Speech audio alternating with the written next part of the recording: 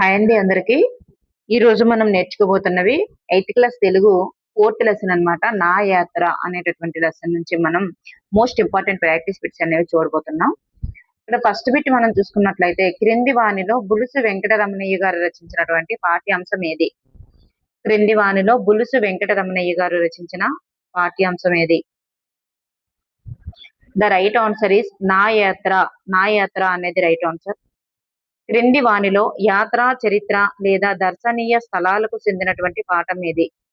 యాత్రా చరిత్ర లేదా దర్శనీయ స్థలాలకు చెందినటువంటి పాఠం ఏది? ద రైట్ ఆన్సర్ ఈస్ నా యాత్ర. నా యాత్ర అనేది యాత్రా చరిత్ర లేదా దర్శనీయ స్థలాలకు సంబంధించినది. నెక్స్ట్ వన్, క్రింది వానిలో బులుసు వెంకటరమణయ్య గారికి చందనిది ఏమిటి? బులుసు వెంకటరమణయ్య గారికి చందనిది ఏమిటి? మరి ఇక్కడ యాత్రా రచన అనేది నా ఉత్తర భారతదేశ యాత్ర ఇస్ ద రైట్ ఆన్సర్. కథా సంకలనం 16 రాత్రులు. జన్మస్థలం రామతీర్థం ఎక్కడ అంటే విజయనగరం జిల్లా. మరి చిన్నయ్య సూరి యొక్క ప్రౌఢ వ్యాకరణానికి టీకా రాశారు అన్నారు. సో ఇక్కడ చిన్నయ్య సూరి యొక్క ప్రౌఢ వ్యాకరణం కాదు, బాల వ్యాకరణానికి టీకా రాశారు కాబట్టి ఇక్కడ మనకి ఇది సరికాదు. నెక్స్ట్ వన్, బులుసు వెంకట రమణయ్య గారి యొక్క కలం పేరు ఏమిటి? బులుసు వెంకట రమణయ్య గారి యొక్క కలం పేరు Rao. Rao is the right answer.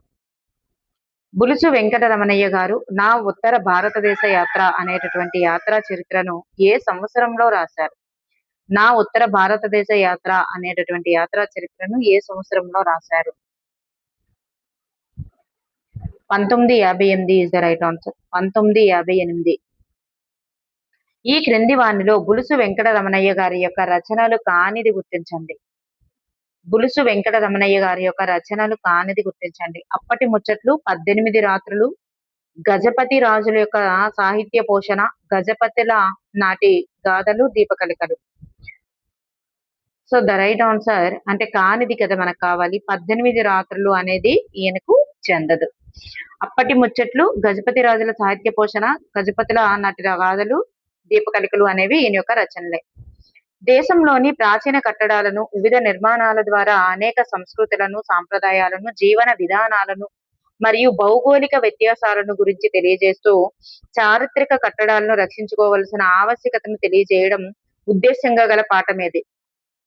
దేశంలోని ప్రాచీన కట్టడాలను, వివిధ నిర్మాణాల ద్వారా అనేక సంస్కృతులను, సాంప్రదాయాలను, జీవన విధానాలను మరియు భౌగోళిక వ్యత్యాసాలను గురించి తెలియజేస్తూ చారిత్రక కట్టడాలను రక్షించుకోవాల్సిన ఆవశ్యకతను తెలియజేయడం ఉద్దేశంగా గల పాఠం ఏది? నా యాత్ర అనేది రైట్ ఆన్సర్ అండి. నా యాత్ర. బులుసు వెంకట రమణయ్య గారి ఉత్తర భారతదేశ యాత్ర గురించి సరైన దాన్ని గుర్తించండి. బులుసు వెంకట రమణయ్య గారి యొక్క ఉత్తర భారతదేశ యాత్ర గురించి సరైన దాన్ని గుర్తించండి. సెప్టెంబర్ 17వ తేదీన యాత్రకు బయలుదేరారు. అక్టోబర్ 7 వరకు యాత్ర కొనసాగించారు. దాదాపు 20 రోజుల పాటు యాత్ర కొనసాగించారు. సో ఇక్కడ మనకి పైవన్నీ సరి అయినవండి. ఇక్కడ 20 లేదా 21 ఏదైనా ఇవ్వచ్చు. నెక్స్ట్ వన్, బులుసు వెంకట రమణయ్య గారి ఉత్తర భారతదేశ యాత్రలో చూసినటువంటి ప్రదేశం ఏంటి? బులుసు వెంకట రమణయ్య గారి ఉత్తర భారతదేశ యాత్రలో చూసినటువంటి ప్రదేశం ఏమిటి? వార్దా, సేవాగ్రామ్, ఆగ్రా, ఫతేపూర్ సిక్రీ, మధుర, ఢిల్లీ, హరిద్వార్, సారనాథ్, గయా. సో మనకి ఇక్కడ పైవన్యూ అనేటటువంటిది ఇక్కడ మనకి రైట్ ఆన్సర్ అవుతుంది. నెక్స్ట్ వన్, నా యాత్ర పాఠ్యాంశానికి సంబంధించి క్రింది వానిలో సరి అయినది ఏమిటి? నా యాత్ర అనే పాఠ్యాంశానికి సంబంధించి క్రింది వానిలో సరి అయినది ఏమిటి? సరి అయినది కానిది గుర్తించాలి. సరి అయినది కానిది. మధురా నగరి అనేది ఆగ్రా నుంచి 33 మైళ్ళ దూరంలో ఉంది. మధురా నగరి అనేది ఆగ్రా నుంచి 33 మైళ్ళ దూరంలో ఉంది. తాజ్ మహల్ అనేది యమునా నది తీరంలో కలదు. మధురా నగరంలోని గీతా మందిరాన్ని నిర్మించినది బిర్లా మహాశయుడు. నెల్లూరు పట్టణం అనేది గోదావరి నదికి దక్షిణంగా ఉంది అన్నారు. నెల్లూరు అనేటటువంటిది పెన్నా నదికి దక్షిణంగా ఉంటుంది. సో మనకి ఇక్కడ ఆప్షన్ 4 అనేది సరికాదు. నెక్స్ట్ వన్, నా యాత్ర పాఠ్యాంశానికి సంబంధించి క్రింది వానిలో సరి అయిన దాన్ని గుర్తించండి. న్యాయయాత్ర పాఠ్యాంశానికి సంబంధించి క్రింది వానిలో సరి అయినది. మరి కుతుబ్ మినార్ అనేది 6 అంతస్తుల నిర్మాణం, 379 మెట్లు కూడా కలవు. 6 అంతస్తుల నిర్మాణం, 379 మెట్లు కూడా కలవు. గంగా స్నానఘట్టం గల ప్రదేశం హరిద్వార్. గాంధీ మహాత్ముడు ఏర్పరిచిన ఆదర్శ నగరం ఏది అంటే సేవాగ్రామ్. సో మనకి ఇక్కడ ఇవన్నీ కూడా రైట్ ఆన్సర్స్. కుతుబ్ మినార్ 6 అంతస్తుల నిర్మాణం, 379 మెట్లు ఉంటాయి. గంగా స్నాన ఘట్టం గల ప్రదేశం హరిద్వారు. గాంధీ మహాత్ముడు ఏర్పరిచిన ఆదర్శ నగరం ఏదంటే సేవాగ్రామ్. మధుర నగరం ఉగ్రసేనుని యొక్క రాజధాని అని కొన్ని ఏండ్ల క్రితం నిర్మించబడిందని తెలియజేసేటటువంటి పురాణం ఏది? మధుర నగరం ఉగ్రసేనుని రాజధాని అని కొన్ని ఏండ్ల క్రితం నిర్మించబడిందని తెలియజేసే పురాణం ఏది? Bhagavatam is the right answer. Bhagavatam. Triveni పునీతమైనటువంటి ప్రాంతం ఏ నదులతో ఏర్పడుతుంది? త్రివేణి పునీతమైనటువంటి ప్రాంతం ఏ నదులతో ఏర్పడుతుంది? త్రివేణి పునీతమైన నగరం ప్రాంతం ఏ నదులతో ఏర్పడుతుందంటే Ganga, Yamuna, Saraswati is the right answer. గెలుపు నాదే అనేటటువంటి కథలో పాత్ర కాని వారు ఎవరు?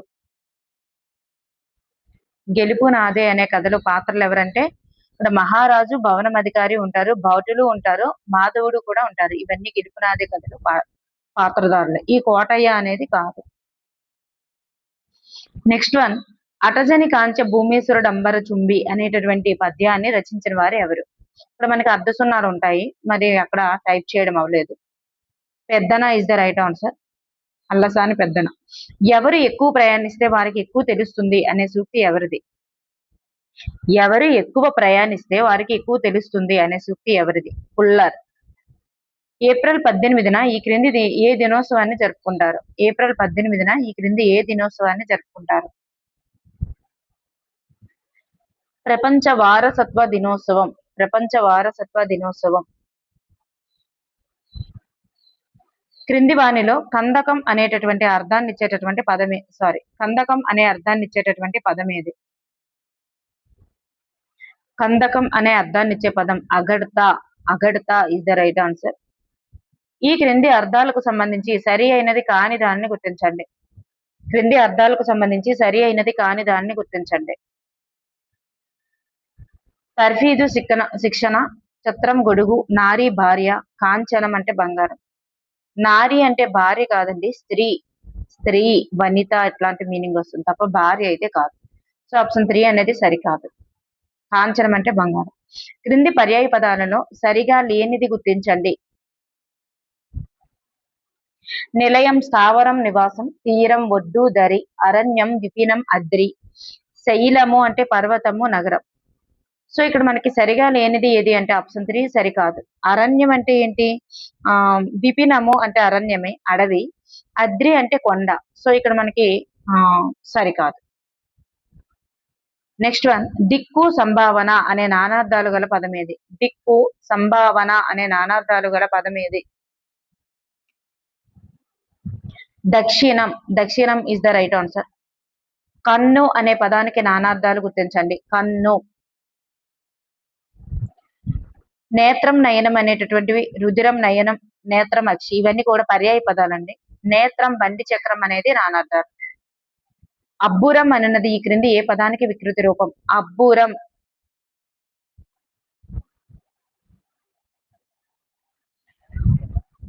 అపూర్వంది అపూర్వ వస్తుంది. ఆశ్చర్యం అనేటువంటి దానికి అబ్బురం అనేది వస్తుంది. ప్రోలు అనున్నది ఈ క్రింది ఏ పదానికి వికృతి రూపం? ప్రోలు. పురము ప్రోలు అనేది వస్తుంది. ఈ క్రింది ప్రకృతి వికృతులలో సరికాని దానిని గుర్తించండి. ఈ క్రింది ప్రకృతి వికృతులలో సరికాని దానిని గుర్తించండి.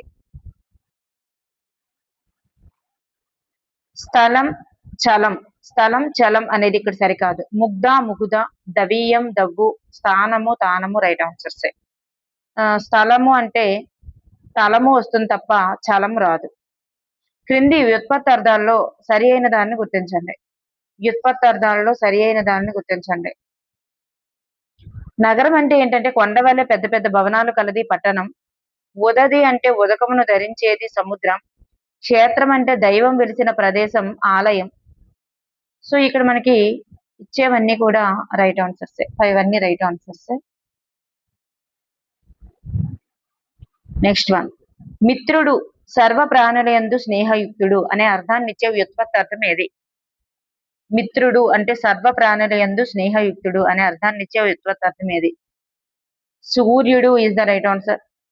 సాధువుల హృదయాన శయనించువాడు ఎవరు? సాధువుల హృదయాన శయనించువాడు ఎవరు? శివుడు ఈజ్ ద రైట్ ఆన్సర్. శివుడు ఈజ్ ద రైట్ ఆన్సర్. ఈ క్రింది ఈ క్రింది పదాల్లో ఉత్వ సంధికి చెందని పదాన్ని గుర్తించండి. లేదు ప్లస్ అని లేదు అని, వారు ప్లస్ అందరూ వారందరూ, మహలు ప్లస్ ఉన్నది మహలున్నది. ఈ మూడు కూడా ఉత్తునికి అచ్చుపరమైంది ఉత్వ సంధి. మరి ఆగక ప్లస్ ఉండ, ఆగకుండా అనేటటువంటిది అత్వసంధి చెందుతుంది తప్ప ఉత్వ సంధి అయితే కాదు. నెక్స్ట్ వన్, క్రింది పదాల్లో గుణ సంధికి చెందని పదాన్ని గుర్తించండి. గుణ సంధికి చెందని పదం. ధర్మోపదేశం, ధర్మ ప్లస్ ఉపదేశం, మహోన్నతం, మహా ప్లస్ ఉన్నతం, శుభోదయం, శుభ ప్లస్ ఉదయం. ఈ మూడు కూడా ఏవో అర్లు వచ్చాయి గుణసంధికి సంబంధించింది. ఈ మరెక్కడ, మరి ప్లస్ ఎక్కడ, మరెక్కడ అనేటటువంటిది గుణసంధికి చెందదు. నెక్స్ట్ వన్, క్రింది వానిలో షష్ఠీ తత్పురుష సమాసానికి చెందినటువంటి దాన్ని గుర్తించండి. షష్ఠీ తత్పురుష సమాసానికి చెందినటువంటి పదాన్ని గుర్తించండి. నది సవ్వడులు, నది యొక్క సవ్వడులు, నది సవ్వడులు అనేది షష్ఠీ తత్పురుష సమాసం. ఎర్ర రాళ్ళు అంటే ఎర్రనైనా, ఎర్ర అనేది విశేషణం కాబట్టి విశేషణ పూర్వపద కర్మధారయ సమాసం. పాడి పంటలు, పాడియును పంటయును, మధురా నగరం, మధుర అని పేరు గల నగరం, అట్లా వస్తాయి. నెక్స్ట్ వన్, కర్తరి వాక్యాలకు సంబంధించి సరి అయినది ఏమిటి? కర్తరి వాక్యం కర్త ప్రధానంగా ఉంటుంది. మరి కర్తరి వాక్యాల్లో కర్తకు ప్రథమ విభక్తి వస్తుంది. కర్తరి వాక్యాల్లో కర్తను బట్టే క్రియావాచకాలు ఉంటాయి, అంతే కదా. సో ఇక్కడ మనకి పైవన్నీ కూడా సరి అయినవి. నెక్స్ట్ వన్, కర్మణీ వాక్యాలకు సంబంధించి సరికాని దాన్ని గుర్తించండి. కర్మణీ వాక్యాలకు సంబంధించి సరికానిది. మరి కర్మ అంటే ఎవరు? పని యొక్క ఫలితాన్ని అనుభవించేదే కర్మ. మరి కర్మ ప్రధానంగా గల వాక్యాలలో బడి లేదా బడు అనేటటువంటి క్రియలను అనుసరించి ప్రయోగించబడతాయి. మరి ఈ వాక్యాల్లో కర్మను బట్టి క్రియకు లింగ వచన పురుష ప్రత్యయాలు అనేటటువంటివి వచ్చి చేరుతాయి. కర్మని వాక్యాల్లో కర్తకు ప్రథమ విభక్తి, కర్మకు తృతీయ విభక్తి వస్తుంది అన్నారు. ఇది రాంగ్ అండి. మనకి కర్తకు ప్రథమ విభక్తి, కర్మకు తృతీయ విభక్తి వస్తుంది అన్నారు. సో ఇది మనకి రాంగ్. నెక్స్ట్, ఓకే అండి, థ్యాంక్ యూ ఫర్ ఎవరీవన్.